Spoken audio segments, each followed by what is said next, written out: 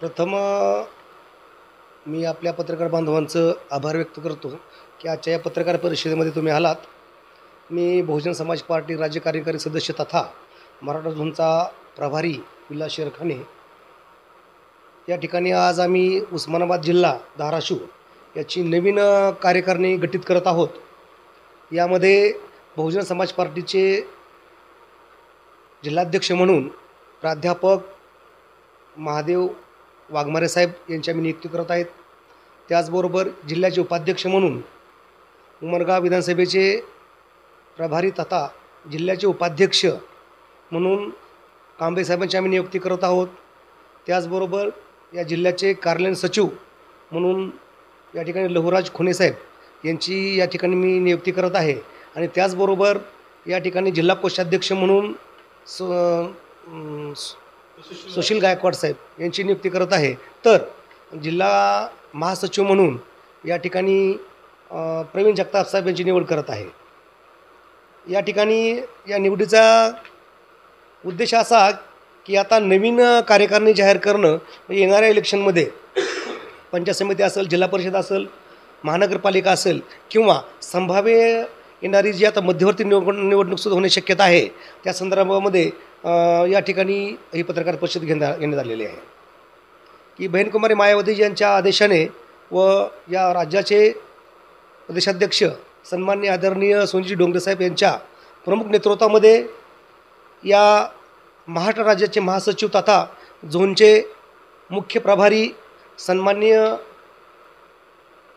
सोनवणे साहेब यांच्या मार्गदर्शनाखाली या उस्मानाबादमध्ये आम्ही येणाऱ्या काळामध्ये पंचायत समितीच्या त्याचबरोबर जिल्हा परिषदच्या आणि महानगरपालिकेच्या सर्वच्या सर्व जागा आम्ही पूर्ण ताकदीशी लढवणार आहोत.